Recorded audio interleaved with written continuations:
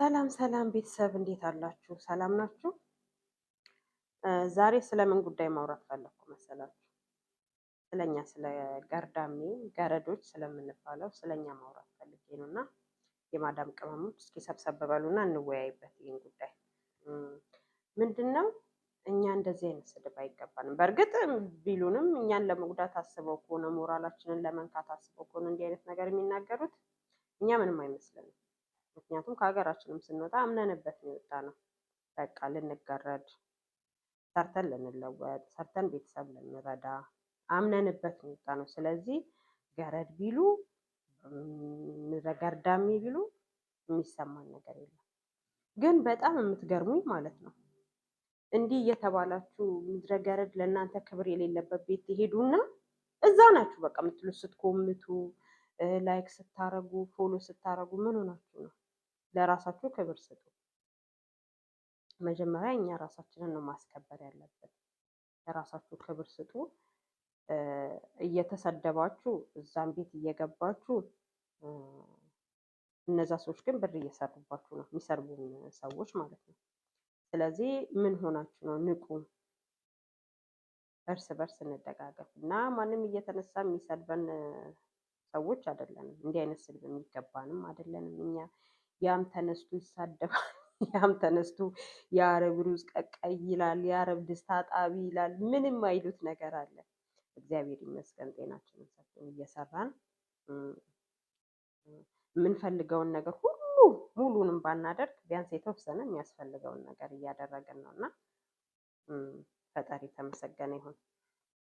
እና እባካችሁ ለራሳችሁ ክብር ስጡ። እንዲህ አይነት ቤት አትሂዱ፣ እንዲህ የምትሰደቡበት ቤት አትሂዱ። እና ሁሌ ሳይ ስለሚገርመኝ ነው። እና ስንቱን ነገር ችለን ነው እዚህ፣ ስንቱን ነገር ተችሎ ነው። በር የሚቆለፍበት አለ፣ ወደ ውጭ የማይወጣ አለ፣ ውጭው የናፈቀው ማለት ነው። ሁሌ ተመሳሳይ አንድ አይነት ነገር እያየ የሚኖር አለ። ያው እኛም አንወጣም፣ ፍቃድ የለንም፣ የትም አንወጣም። ያው በእርግጥ እኛም ይሄን ያህል ትኩረት ሰጥተን ሰዎቹን ፍቃድ ስጡን ብለን አልጠየቅም። ግን ያው መጀመሪያም እንደማትፈልግ ነግራኛለች።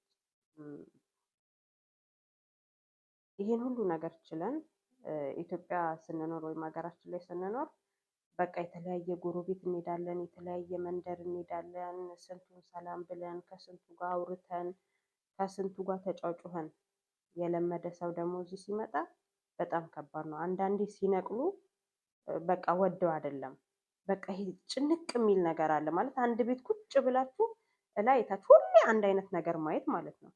ሁሌ አንድ አይነት ነገር ምክንያቱም አትወጡም። ቢያንስ በሳምንት ሁለቴ አንድ የሚወጣ ሰው ውጭውን አይቶ ተዝናንቶ ምንም ብሎም ይመጣል። ያው ለእኛ ብለው ባይሆንም ለራሳቸው ጥቅም ሲሄዱ ይዘዋችሁ የሚሄዱ ከሆኑ በተለይ ልጆች ያለበት ቦታ በእርግጥ ከባድ ቢሆንም ማለት ነው ከልጅ ጋር መዋል ምንም እረፍት የለውም። በእርግጥ ቤት መቀመጥ ይሻላል አንዳንድ ቦታ ላይ። ስለዚህ ለራሳችሁ ክብር ስጡ። እንዲህ አይነት ቤት አትግቡ። ይሄን ሁሉ ነገር ችላችሁ እዛ እየሄዳችሁ ደግሞ የምትሰደቡት ለምንድን ነው? ምንም እንሁን እኛ ግን ሰርተን ራሳችንን እያገዝነው ነው በቻልነው አቅም ማለት ነው። እና ለዚህ ቦታ አትስጡ፣ እንዲህ አይነት ቤት አትግቡ ነው የምላችሁ፣ የምመክራችሁ። አትሂዱ። በቃ እየተሰደብሽ የማንም ገረድ ድስት አጣቢ ሩዝ ቀቃይ እየተባልሽ እኛ እየተከፈለን ነው፣ ገንዘብ እያገኘንበት ነው፣ እኛ እየተለወጥንበት ነው አይደለ?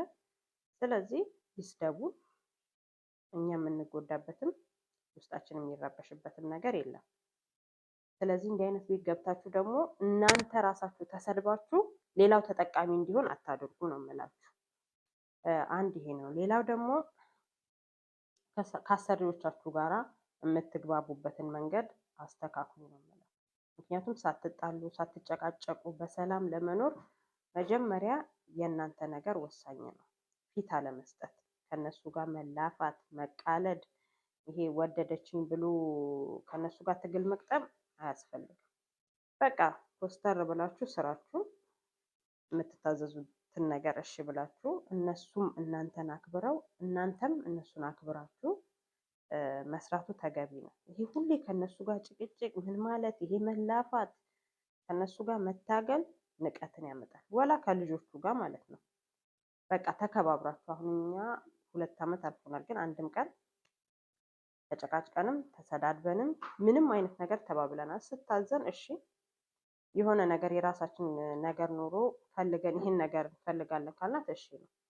በቃ ምንም የሚያደራርሰን ነገር የለም። ተከባብረን ነው የምንኖረው እና እናንተም እንደዛ ብታደርጉ ደስ ይለኛል። መጀመሪያ ላይ ፊት አለመስጠት ነው፣ በኋላ መናናቅ ስለሚመጣ ማለት ነው። ይሄን ነው የምመክራችሁ እና በተረፈ እኛ የምንከፍለውን ዋጋ ሌሎቹ ስለማይከፍሉት ሌላው ከኛ ባህሪ በጣም የሚያስደንቀኝ ነገር ቤተሰብ ሲደውል አብዛኛዎቻችን እንደዚህ ነው። በጣም አሞን እግራችን አብጦ ወገባችን እያመመን መቆም እንኳን እያቃተን ቤተሰብ ሲደውል የምንለው ነገር እንዴት ነሽ? ደህና ነኝ። በጣም በቃ አልቅሰን ከነበረ እንባችንን ጠርገን እየሳቅን ምናምን ቤተሰብ የምናወራው ለቅሷችንን ለመደበቅ የምንሞክርበት ነገር ራሱ እውነት በጣም ለኛማ ክብር ይገባናል። ያው አንዳንዶቹ ባያከብሩንም ማለት ነው እና የውስጣችንን ውስጣችን ለራሳችን ነው ለራሳችን ችለን እኛው ራሳችን እየታገልን ጉዳታችንንም ስቃያችንንም ቤተሰብ ሳያይ ማለት ነው ቤተሰብ እየደገፍን ያለ ነው እና የማዳም ቅመሞች በርቱ፣ ጠንክሩ። ላይክ ሰብስክራይብ አድርጉ። ከዚህ በኋላ ብዙ ነገር እናወራለን፣ እንወያያለን፣ እንመካከራለን። ለምን እንዲለበሽ መቼም አትሉኝማ። ወጥቼ ተዝናንቼ ወጥቼ ምናምን አይደለም።